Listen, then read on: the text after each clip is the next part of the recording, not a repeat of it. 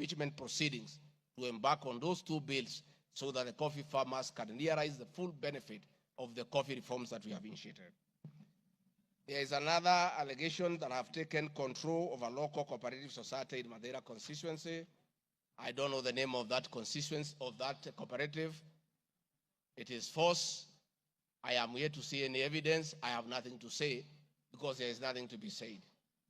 On the issue of shareholding, which I think members are interested in listening to, I listened to you this morning, and it was quite emotive. By virtue of provisions of the third schedule of the Political Parties Act, the constituent parties of the Kenya Kwanza coalition entered into various agreements, which were deposited with the Speaker of the National Assembly and the Speaker of the Senate for purposes of Article 108 of the Constitution of Kenya. The following were members: UDA, ANC, Ford Kenya, PA, Farmers Party, Chama cha Kazi, Communist Party, Economic Freedom Party, Service Party, Tujibebe wa Kenya Party, Umoja na Maendeleo Party of Kenya, and the Democratic Party of Kenya. In accordance with the provision of Clause 3, Schedule 3, a power sharing agreement and development agenda for the certain regions of Kenya, I attach copies of these agreements, RG 32. All those agreements talked about specific regions.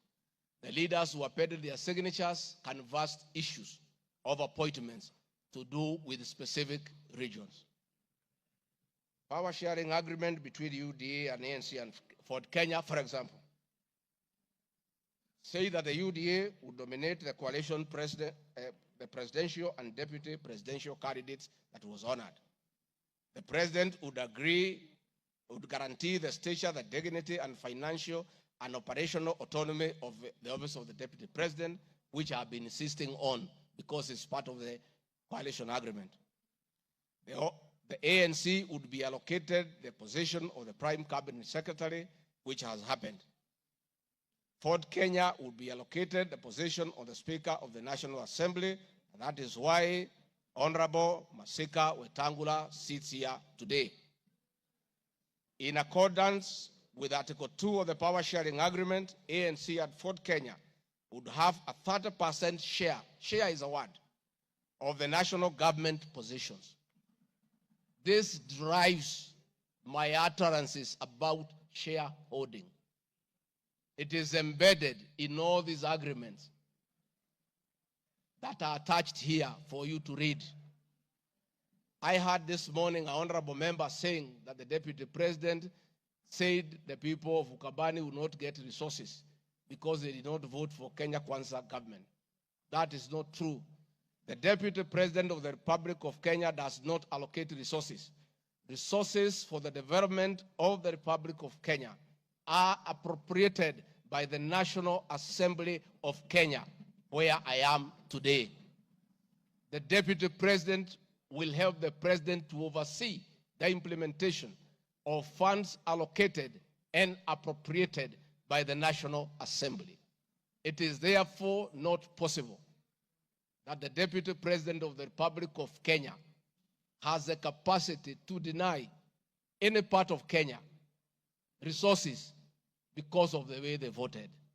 The decisions on how resources will be allocated for the development of the Republic of Kenya are made here by the honorable members. If your area has no development, please don't impeach the deputy president. Don't accuse him of not giving you resources. You are in this house to make sure that your area where you come from is allocated appropriate resources, because that is your job. The agreements are attached, therefore I don't want to go into them. Let me say my speeches on the shareholder issue were informed by the foresaid power sharing covenants, which are founded on law, having been deposited with the Registrar of Political Parties, and lessons learned from the well-known disputed 202 NAC power sharing agreement. Further, sharing agreements are a feature of government formation in all democracies in the world that provide for the formation.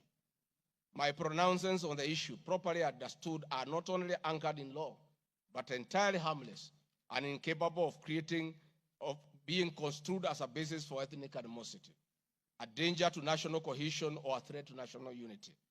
On the contrary, coalition building has been one of the most important innovations since the disputed 2007 elections in ensuring stability, equitable sharing of political power, national cohesion, and fostering of national unity. Indeed, Kenya Kwanza main opponent in 2022 general election, Azimio la Umoja Coalition, One Kenya Coalition Party, was a political party consisting of 25 political parties who also executed a power-sharing agreement based on shares. I'm also aware that the Jubilee Coalition that executed a 50-50 power-sharing agreement between TNA Party and URP Party for 2013 general election. I have thus not violated Section 13(1)(a) and 62 of the National Cohesion Integration, nor has this commission summoned me to explain any of my comments and how it can affect cohesion. However, notwithstanding the said power share agreement, upon election as Deputy President, I went out of my way, as required by the Constitution of Kenya, to serve all Kenyans regardless of their political preferences during the election or ethnic origin. I now produce the following video showing some of my speeches all over the country as marked RG Video 7.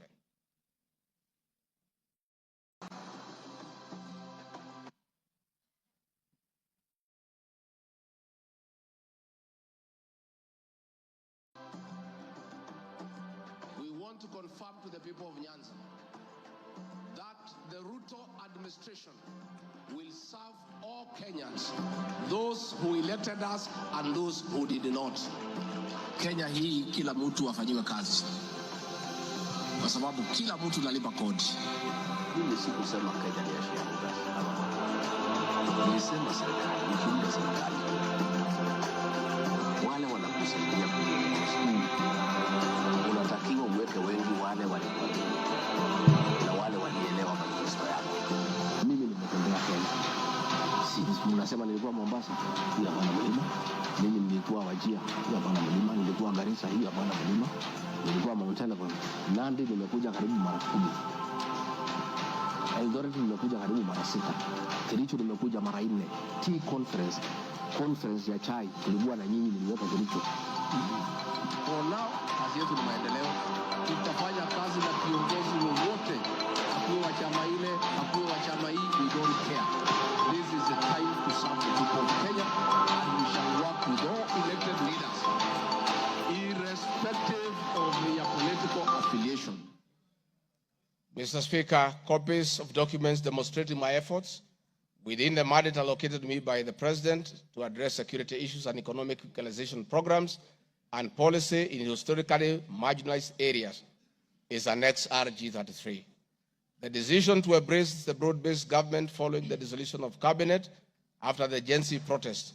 I attached my video during the launch of the Honorable Raila Odinga's quest for EU chairmanship at State House, again as a demonstration of my embracing the broad-based government.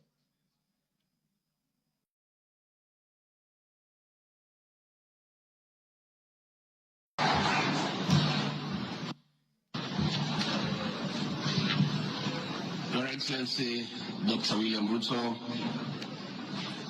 President of the Republic of Kenya and Commander-in-Chief of the Defense Forces, Your Excellencies, Heads of States and Government present, Your Excellencies, Ambassadors and High Commissioners and members of the Diplomatic Corps, Heads of Delegations, Members of Parliament and all dignitaries present, good morning. Your Excellency, let me say this is a great moment for our country. What a day, what a moment. We are here, Your Excellency, as a country to unveil Kenya's finest to go and lead Africa. It's a proud moment for this country.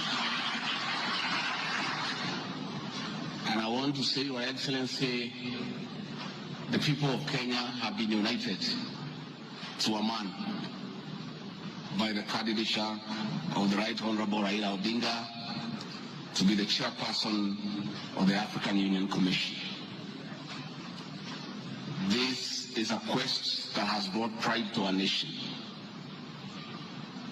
And I would like to tell the leaders here from Africa and the representatives that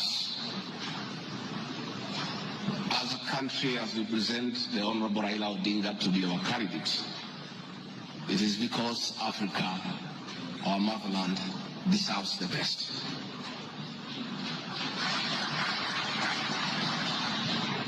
The passion and zeal of the Right Honorable Raila Odinga in Pan-Africanism is well documented. Passion knows no age, knows no limit. In the person of the Right Honorable Raila Odinga, he'll join the ranks of Jomo Kenyatta and Kwame Nkrumah in pushing the agenda for Africa. I therefore want to say, Your Excellency, the lessons of today are that Raila Odinga, the Right Honorable, is a man of great resilience, endurance, and perseverance. Today, you are going to unveil the transformation of the Right Honorable Odinga from a national leader to an African statesman. And for us in leadership, we have learned great lessons of resilience, endurance, and perseverance. Somebody may ask, why is it Gachagua, who has before had issues with the leadership of Raila Odinga? As a truthful man, I had nothing against him. It's only that we were competing for the same position between him and my boss. Now that he is going for a bigger seat in Africa, all of us, from the president, I, and the rest of Kenya, are behind him. And the Right Honorable Raila Odinga, as a man who listens to the ground, let me confirm to you, I've listened to the ground, and all Kenyans across the political divide, across communities, are in support of your candidature, and we wish you well. Before I call Your Excellency, let me acknowledge the place of family, not just in our lives, but in leadership. I think it is a great moment for the Right Honorable Raila Odinga. It's appropriate that I acknowledge on behalf of the country the role Mama Ida Odinga has played in the life of this great son of this land.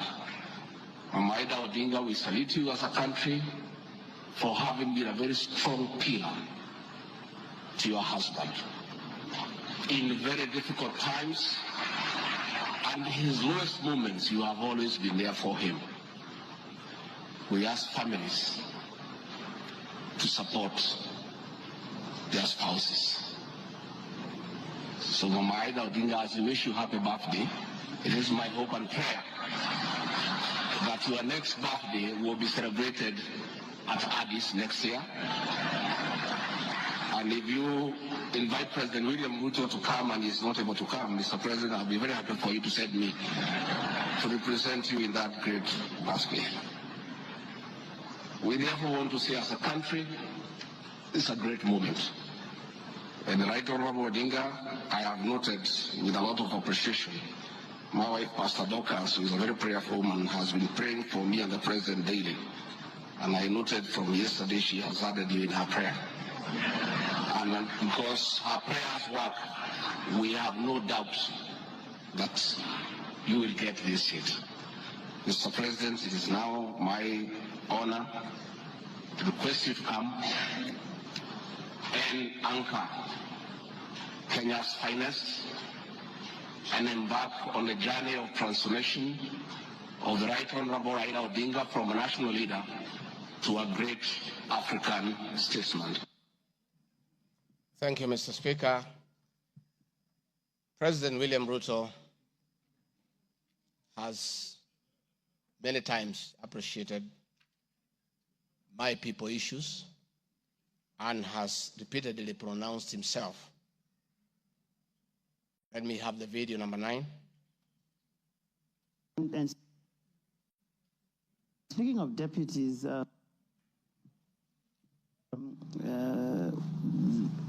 you have in the last few weeks named Mr. Gachagua as your deputy. There's been quite a debate, and I'm sure you know that, around running mates in this country. Perhaps this would be a great time to shed light on why you settled on this gentleman. Gachagua is somebody I have known.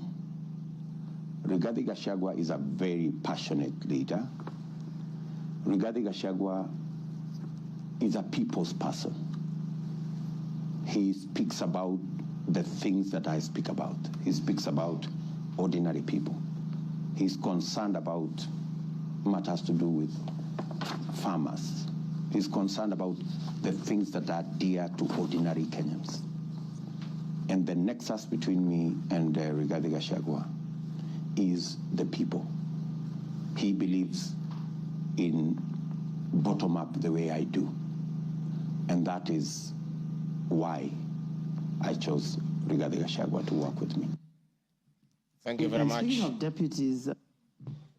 Thank you very much, Mr. Speaker.